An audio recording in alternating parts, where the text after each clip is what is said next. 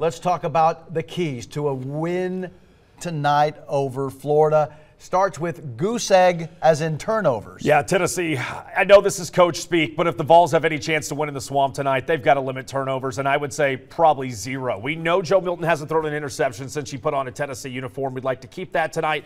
Also would like to see the running backs hold on to the football as well. That front seven in Florida, that's how they try to win football games, making you put it on the ground. What do you mean by dominate seven? What I mean by that is you need your front seven if you're the University of Tennessee to get to a guy in Graham Mertz who, you know, as Paige made a comment, he extends plays with his legs, but he doesn't like running. Sure. Aaron Beasley leads the country in tackles for losses, we already mentioned. Top 4 right now through 2 weeks when it comes to total defense. That front seven, Big O, players only meeting. So let's see what you guys talked about and leave it on the field there at Ben Hill Griffin Stadium. And lastly, touchdown defense. Are you ready for me to give you a bold take for tonight? Give it to me. D. Williams is going to have a punt return for a touchdown. Oh, right. Well, you know, he came close against Virginia. He's one step away every time. Yeah. And it just, I think today the kickoffs will look great. Jackson Ross and the punting is going to get things officially squared away. And D. Williams is, you're right, Rick, one step away from always taking it to the house. I think you're going to be talking about a D. Williams punt return for a touchdown tonight. All right, guys, do we have Paige Dower back with us down there in Gainesville? We're going to try to bring her back in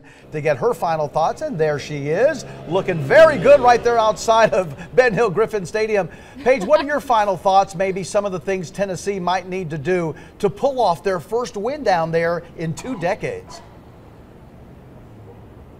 Well, I know this entire week a lot's been said for Florida's run game, and I definitely don't think that should be downplayed. What I think, though, that should be upplayed is Tennessee's run game. They have one of the best backfields in the country. When you look at the SEC leaderboard, it's Jalen Wright who leads the conference in rush yards. In the 3 slot, it's Jabari Small. He has 162. Jalen Wright has 233 yards on the ground right now. You don't see Montrell Johnson Jr. or Trevor Etienne until the 7th and 11th slot in the conference. They played similar opponents through the first 2 weeks. So I think that those stats are comparable at this point. So I think as much as we talk about Joe Milton and his receivers, you also want to be strong in the run game. You don't want to be one-dimensional. The Tennessee offense hasn't been since Josh Heupel took over, but I definitely think we need to keep an eye out on that Tennessee run game to hopefully help propel them to that first win since 2003 here in the Swamp.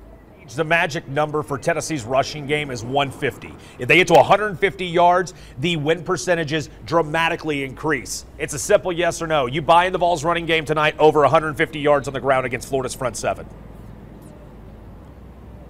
Oh, yeah, I absolutely am buying the run game, especially with Cooper Mays coming back at center. They're definitely going to have the gaps to allow the running backs to be patient, to hit the gaps, hit the holes, and you know, go for a nice 20-yard run, get those 20-plus yard stats on here for Tennessee's offense. All right, Paige Dower reporting live for us down there in Gainesville outside the stadium. Listen, be safe, have fun tonight.